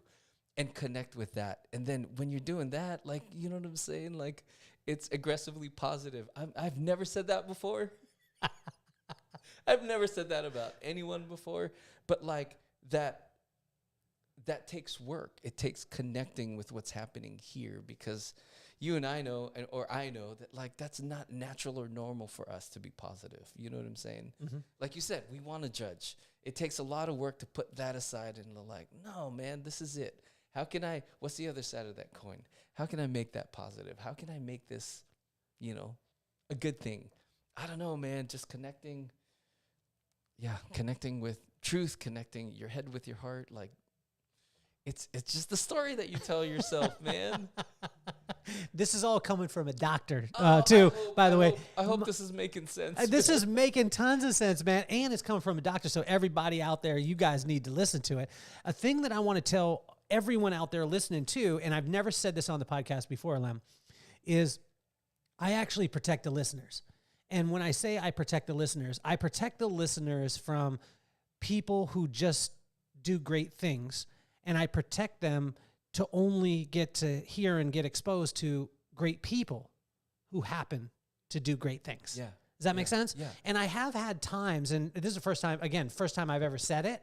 Right, you on the podcast, you don't have to post any of these. No, like, you could record them and like, no, that wasn't a good one. But this is where I want to be honest with you. There has been times where I couldn't get a person out of mode, and I didn't know how to describe mode. It meant that they were in this place that they just had this information, they want to deliver the information, but they did not want to connect. And you just broke it down for me, and it made it so clear that the only thing that can beat the heart is the head, the mind, and the heart together. Together, yeah. They work together. They're made together. They look at every post, and you can see. Which one will lead?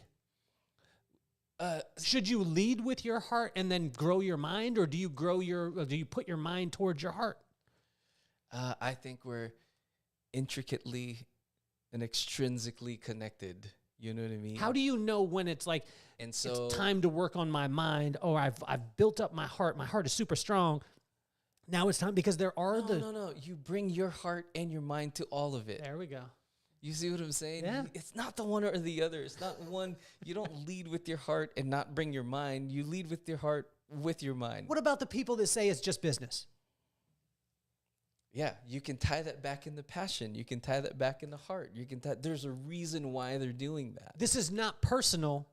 It's just business. That's the lie that you're telling yourself to protect yourself from either being hurt or because you're immature, or because you're not developed, or you're insecure. So that's the lie you tell yourself, just so that you can protect yourself. Go back to the identity too, because I think I've dealt with this a lot, where people, I've had people around me that will want to coach, and they'll grab my social media. And I'm not saying I'm not an expert on social media at all.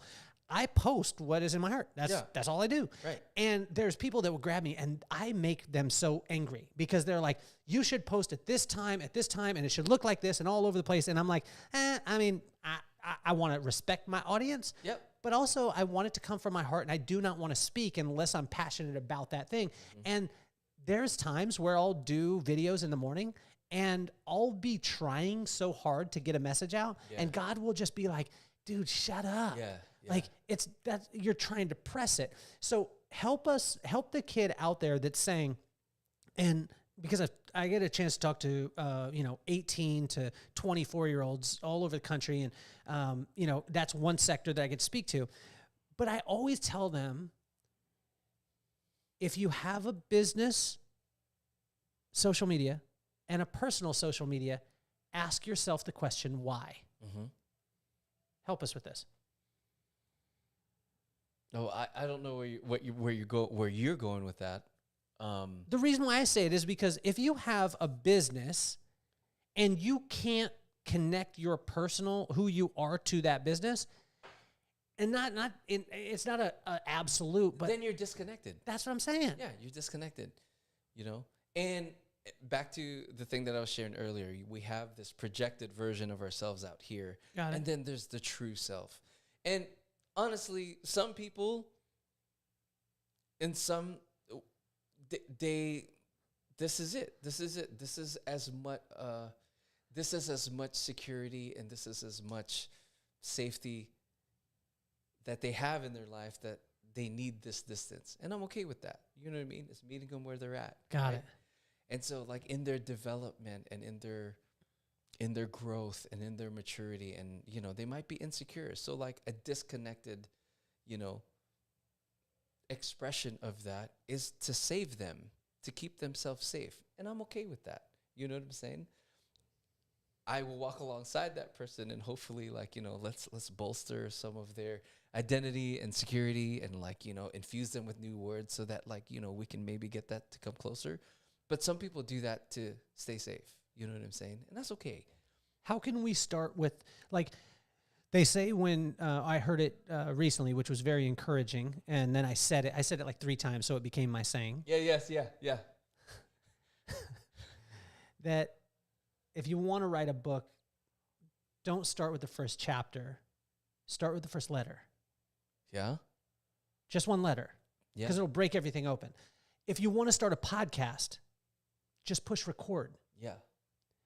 If you want to write a movie, one letter. Yep.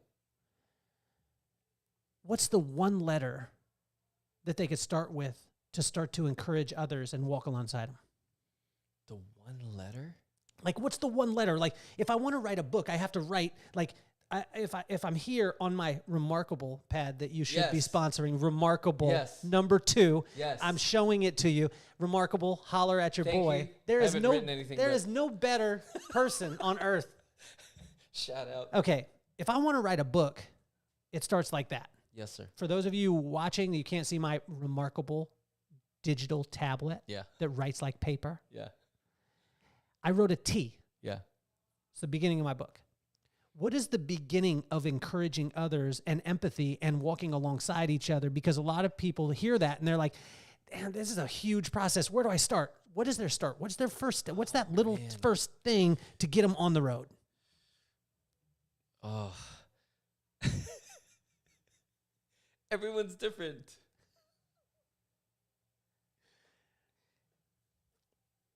How can I start to prepare my mind or my heart to even encourage? Because a lot of people are saying, how can I encourage people? Nobody's encouraging me. Ask questions. Ask questions. Ask questions. Ask questions. Ask questions of, you know, before you, no, here it is. Love yourself. How do I get to love myself if I was raised in a family? If I was raised in a family where my parents... with yourself, talk to yourself, check in with yourself, see how yourself is doing. You know what I mean? And then give yourself grace. Love yourself. You know what I mean? What about when I'm not being honest with myself? You know what I'm saying? Like, that's still a relationship with yourself that you can have. Because there's times where I'm like, you know what? You don't need to get better. You're great just the way you are. And I know I'm lying. Right. But I'm talking to myself. But you keep saying it enough. Just keep saying it over and over and over again. And you're going to, you're going to wake up to it. You will, because you're going to connect to it. So, like, connect with yourself. It's amazing that you say it because... Get to know yourself. Know your heart. Know the feelings. Know the thoughts. You know what I'm saying? And that's going to make me better in business? Yeah, I think so, because then you can be real with people. Wow. Then you can be real with your clients. Then you can be real with, you know. Yeah. I learned something through the adolescing and the iterations, as you talked about earlier. Try it out. Yeah. I've learned some things. There was 3 things. Be kind, so contribute to everyone. Yeah. Make a ton of friends. Yeah. Right? Because it's lonely if you're just by yourself. Right. And you're the only one joking. Be kind. Be kind. Make friends. Make friends. Heart. Stay curious. Heart. Heart connected to the mind, of course. You know what I'm saying? Like you're talking about heart things. These are all like internal heart things. This is like one of the implicit messages of the Kelly Cardenas podcast. Like connect with, because you'll ask a whole bunch of guests. But what was that thing? What was that thing in here? You know what I mean? And you suss that out and you bring that out. Now tell me what I can. You know, it's yes. This podcast is really about those connections, the internal and the external, the heart with the mind, the relationship, me and you, me and the other. You know what I'm saying? Like it's about connectedness, you know?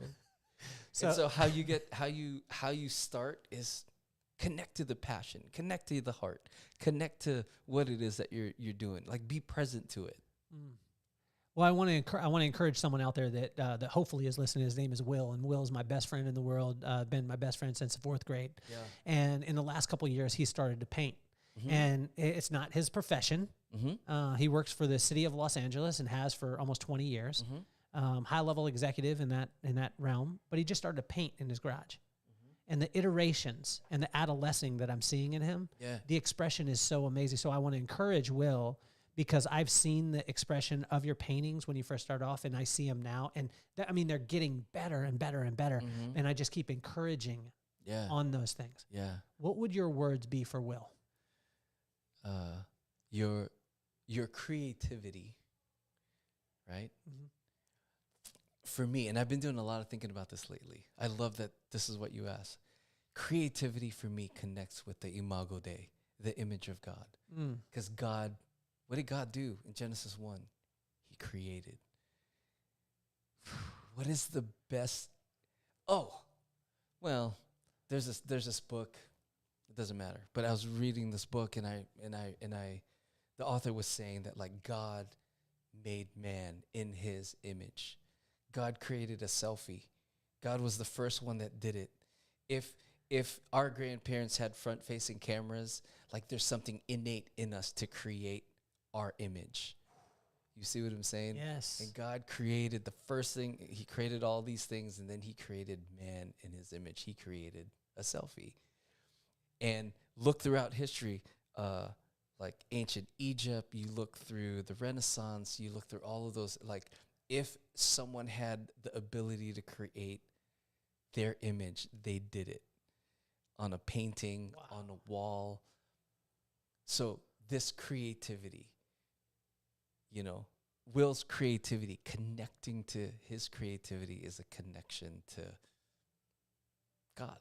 You know what I mean? It's a connection to God making you and being created in God's image, the Imago Dei. Whenever you cut, whenever you style, that is a connection to the Imago Dei. That is a connection to, I get to create. You know what I'm saying? I get to create a thing. That's a God connection. So anytime you're creating, anytime you're connecting to creativity and Imago Dei, you're connecting to this God thing that he has in himself that he's given to you. So that's what Will's doing. Will is connecting. This connecting to your heart thing, connecting to all the things. We try to live these individualistic, I'm by myself, I want to be alone. And we're just made for connection, man. So Will's connecting to the Imago Dei. He's connecting to this God-given creativity. And it's awesome. I wish we could all do it. And if we could all learn how to connect to that creativity, we're connecting to something way bigger than us. You know what I'm saying? Tell me, it blows my mind. Tell me about a complexity in this world that frustrates you because it's actually so simple. Oh, man. There's so many lies that we tell ourselves. And lies stick, you know. But the truth of the reality of the thing is that we're all loved by God and created by him. And we've been all given the Imago Dei to create more. You know what I'm saying? Whether it's art or music or words or poetry, whatever. Like, we get stuck in the lies, man. And the lies create worlds where we don't think we're good enough, and we don't think we're, smart enough, and we don't think we're whatever enough. And like, we just focus in on the lies. You can't do this, and you can't build this business. And like, we've heard all of those stories, but like the truth is that, we have the Imago Dei in us. We're made in the image of God. We have creativity. We have love. You know what I'm saying? And like, if we can connect to ourselves in a way that we know the difference between the signal and the noise, right? Between the truth and the lies. Like, man, like you're smiling because like that's like lies, man. The lies kill us, and the lies hurt us, and the lies disconnect us. You know what I'm saying? From ourselves, from each other, from who God is. And so, yeah, man, let's attack those lies. Let's connect to our hearts. Let's connect to the Imago Dei and our creativity, and let's connect our true selves with what it is that we're putting out into the world. So when we're connecting with that and we start to develop this, and it goes right back to when you were talking about the image, right? And an identity. When we start to develop that and we start to feel comfortable with it, we start to project that out, we start to realize that really, like my mom said to me all the time, anything is possible. Then how do we know when it's not right for us? Because what I've learned over the years is anything is possible. Like truly anything is possible. Although the little kid that was in the classroom one time that I said it and he said, I want to be a rhinoceros. Kid still, I just want to smack you. But, I don't want to abuse children, but I would have at the time. But help me. It's exploring. It's exploring. It's exploring possibility. Okay. But then you always hit, if you keep pushing in, you keep exploring possibility, you will hit an identity crisis. You'll hit like, okay, that's not me. So then you go on to like the iteration of like the next thing. How do I know it's not me? How would I know that it's not me? Like, because you can't move forward anymore. You know what I mean? Like you're stuck. You know what I'm saying? What if because the reason why I say it is because when you get to that point, which I hope everyone out there gets to the point where you're comfortable with your identity, you're comfortable with your image, and you get to that point where you're like, literally like anything is possible. Like for me, because my parents... Anything is possible. Anything right? is possible, but it doesn't make it right, right? But we all have limits, right? Okay. And I think identity exploration is figuring out your limits. Got it. I love basketball growing up, Yeah. And I just watched the thing on basketball. There are like a handful of basketball players that were really, really short, my height. Muggsy Bogues. Muggsy Bogues was shorter Spud than Webb. Yeah, he's like 5. I know. But those guys, and they overcame. You know what I mean? Like, could I have put in that much work, to make it to the NBA? No, I had my limits. You know what I'm saying? And so, like, basketball, I was exploring basketball. Basketball was like a thing, and I loved it. But I was like, I'm never going to play collegiate basketball. I'm too short, right? Okay. And so, but then I found volleyball. You know what I'm saying? You got game? And so I played volleyball in college. You got game? I was He's humble. I was able to jump, but like there's this magical net, right? And it didn't matter how tall they were. They couldn't touch me because there was this net. They had to stay on their side, and I had to stay on my side. So I wasn't pushed around on the volleyball court. You know what I mean? Like I was on the basketball court. So then, okay, I am now a volleyball player. So then I pursued that. Got it.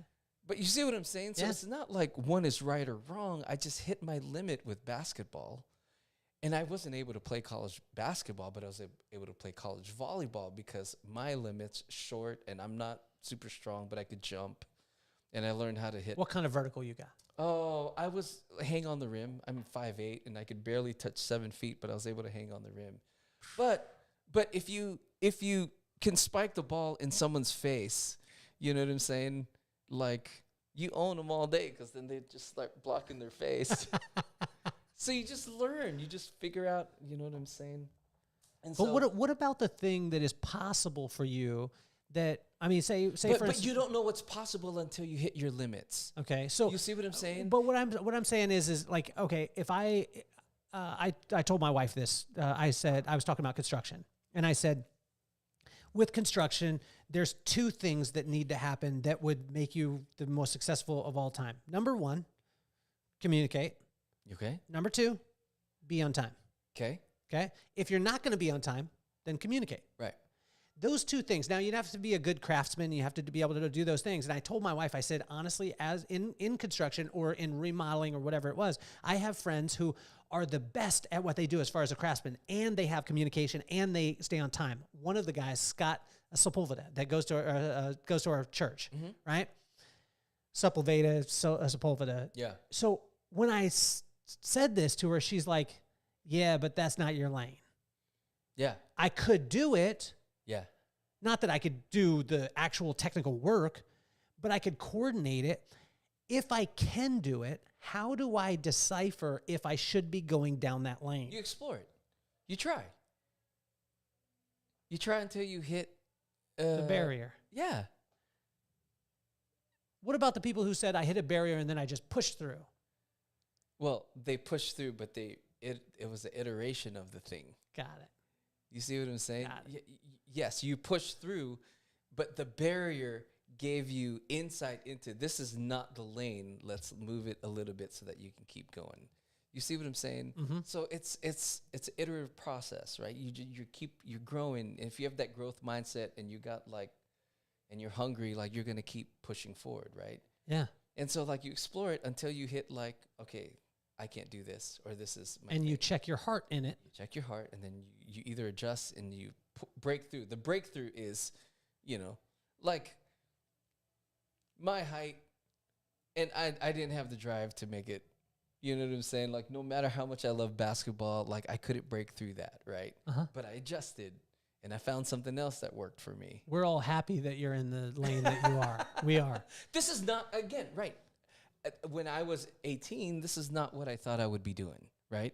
I never thought I'd go to school. I never thought I'd get a master's or a doctorate or be in higher education for many years. Like, I didn't know this, but, like, I just kept pushing through, and I kept, like, and now I'm not at a church. I'm not at a university. I'm at a retreat center. I'm the executive director at a retreat center, and I'm trying to help people connect to their heart at this retreat center. Yes. It's amazing too. Like if you guys get a chance to go on the website, but also you have to see it's the Firs in Bellingham, Washington. Bellingham, Washington. This retreat is out of control. We looked at it. We looked at pictures of it, and it was phenomenal. But it's a way to connect with nature. Bang. It's a way to connect with your creativity. It's a way to take a break from the hustle and bustle and the grind and just connect and just reconnect with yourself. Something huge that's happening in like the retreat world is a digital detox retreat. Mm. You know what I'm saying? Like we're so connected to our devices and like it's shaping our minds and it's shaping our hearts and it's shaping our lives. And like there's a lot of people looking for that retreat, man, so that they can connect once again. Anyway. Well, I think it's amazing. I haven't, here's a quick commercial into it. Yes, sir. So be on the lookout, all of you out there listening, for the Hideout. Oh, okay. And the Hideout is actually a non-digital retreat that's getting you connected back to the kid in you. Back to your heart. Back to the things that matter. Come on, man. So, this is the thing. And the Hideout is actually... people need it. We all need it. We all need it. Well, and the Hideout, the reason why I was saying it is because we created the Hideout, and it's going to be in Carlsbad and in Utah. In Park City, right outside of Park City, there's a town called Hideout. And in the future, there's going to be one in Bellingham, Washington. Yes, there is. Let's call it. Let's call it. So this the Hideout is for the person who has found that money and success isn't enough, and that solution is being able to get you back in touch with the kid inside of us all. Yes, sir. And the reason why we did this, Lem, the reason why we did this and why we want to create this is because every year, all my buddies from 4th grade all the way till now that I still hang out with. Will is one of them, who you just spoke to. Dave, Andy, Alfred, Nate, my brother Rob. we all get together, rent a house, and we ride bicycles. And we ride bicycles for the whole weekend. We skid, we do bunny hops, and we go back to not all the things that we've done, but who we are. And I believe that people need a space for that, and that's what the Hideout's going to do. Yes, that's totally what it is. That's what I'm going to be doing now with this retreat center, helping people connect to their creativity with nature, with creation, and, let's do some fun stuff, man, and let's get rid of the devices for a little bit. I love it, man. Lem, I started the podcast because of iconic people like yourself. And for those of you out there listening, you understand why I have him on the show. I don't have him on the show because, he has this company that he needs to promote, a book that he needs to promote. Yeah. I mean, even his website. Well, man. his website, he said that he ain't even posting on it, and now you're going to force him to post on it because I think that your information is so very vital. And all the stuff that we've talked about here, you can find, more insight into it on that website. There's like 1,500 blog posts on identity, and all the stuff that we've talked about here, you can find. I hope there's some stuff that is not on a blog post because I want it to be present and want you to be here with me, Lem. So I'm here. I'm just saying that there's more stuff on there. So I'll start writing. I tell you, I started it because I wanted to take iconic people like yourself, and I wanted to show my kids that what truly matters. And what truly matters is your attitude and the effort that you put towards something. And you helped me to be able to solidify it today by putting your effort towards simply being present and having relationships with people as opposed to trying to break them down into systems. Sure. Maddox McKenna. Maddox, 10 years old. You know him. Dreads in the back, shaved head, the whole nine. McKenna, biggest heart in the world. What would your advice be to Maddox and McKenna? And if you could use both of their names, it would be awesome. Yeah. I love this part of the podcast, and I've thought through some of this stuff, but it's just reiterating some of the things that I've already said. So Maddox and McKenna, be present, be here, because the anxiety of the future and the regrets of the past are not where you want to live. You gotta be present, like be here, be fully present in the moment, feeling all the things, being real with yourself, being real with the people around you. So be present. And then the second thing is pay attention to the words. What are the words that have gotten into your mind and into your heart that have created this world that probably isn't even real? You know what I'm saying? Like, what are those negative words that are floating in there? And what's the word that you can replace with that word? What's the positive word? What's the love or the loyalty or the beauty? What is that word that you need to replace? So pay attention to the words, because words really do create these worlds, and it's so much more fun when we live in these worlds that are like filled with love and beauty and, all the good stuff, man. The aggressively positive stuff. Is that really the first time you've ever used that phrase? I feel honored. Dude, like, yes. Like, do you think it's aggressive, like, I'm in your face? No. It's, okay. Because your words will create my world. It's a realness. Okay. It's a realness. It's a rawness. You know what I'm saying? And aggressive in that you've put in the work. You know what I'm saying? Like, this is not just like, this is not fake. It's not like platitudes. Like, you have done the work to say the things. You know what I mean? Like, you've aggressively pursued it, and now, and then you're communicating in a way like there's the intensity and there's a realness and a rawness about it, and like you can't help but be encouraged or like inspired when you listen to the thing. Like, you just can't. You know what I'm saying? Sometimes I'm like, I'm not ready for this yet. I need to be in this space, and I'll get there. You know what I'm saying? But yeah, man, it's aggressive. It's awesome. It's very intentional. There's intentionality about it. I love it. Well, I appreciate it, man. My dad told me one time, there's two versions. There's dad, and then there's Pops. And Pops told me I was going to speak at a convention, and there's probably about 1,500 people in the audience. And when I went to speak, they asked me, they were like, what exactly are you going to say today? And my dad, I was freaked out because I didn't have anything. And I called him, and I was like, oh my gosh, they asked for exactly what I was going to say. He said, boy, you've been preparing for the last, at the time, it was like 17 years for this. Yep. You're going to speak from your heart. And no one can compete with that. And I was like, and I almost breathed a sigh of relief. And then I went up and I delivered what needed to be on that particular day. But I think that sometimes has frustrated people because they want, and when I got into the speaking world, they all asked, like, what's your thing?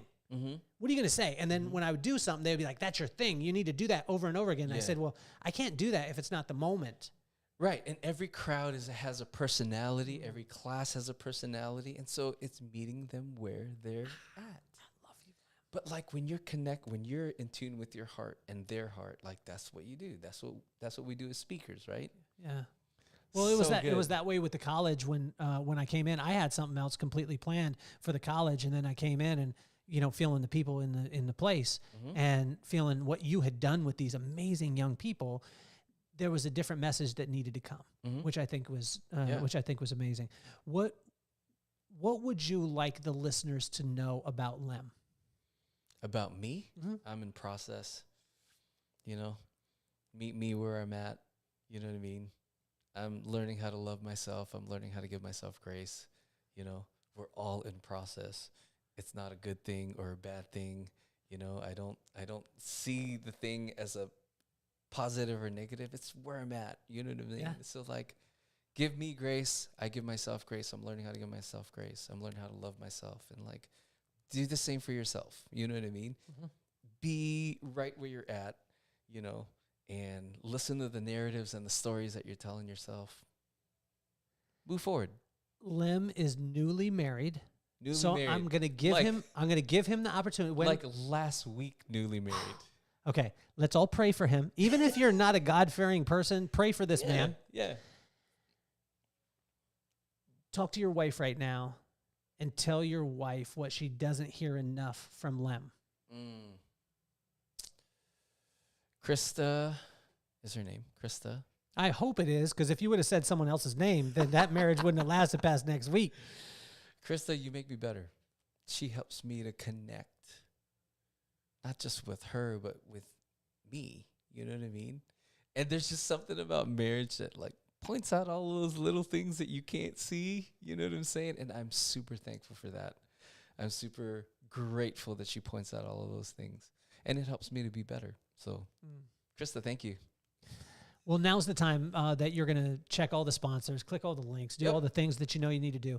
I want every one of you to be on notice about the Hideout, because the Hideout's coming. Hey, let's go. It is in... For real, though, let's talk about, like, Bellingham and doing one up there. I would love to. Like, connected, like, we have the facilities. We have multiple facilities. Well, we're not too far from Seattle. There's a lot of people that need it up there, so... Well, and this is where we're going. So it's the shameless promotion. We never done it before, but... People need it, though. People need it. I love that this is what you're doing. And that's where we're going. That's where we're moving in. Another thing that's on the docket is...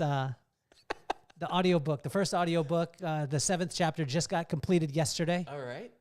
I got to get the foreword done to it and the conclusion done to it. But the audiobook is coming. It's Success Leaves Clues, the 7 Ps that will alter your reality or shift your reality. We're kind of working on that. But I can't wait to read it. I can't wait to read it and look for all the head-heart connections. But now, like I said, now's the time to patronize the sponsors, do all the things that you know you need to do. But Lem, I tell you, you have been, mind-blowing. Please subscribe. Comment. What would you say about what would you say about the podcast to the people out there? What should they do? Man, yeah. Should they listen? Subscribe, listen. Should they share it? Yeah, absolutely share it.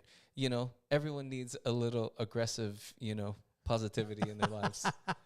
And you're going to find that here. You're not going to find it anywhere else. Yo, I've never said that about anybody else. And this is what we needed. So thank you for what you're giving to us. I appreciate it, man. Well, Lem, you're phenomenal. My hat's off to you, and you're officially off the hot seat. Thanks.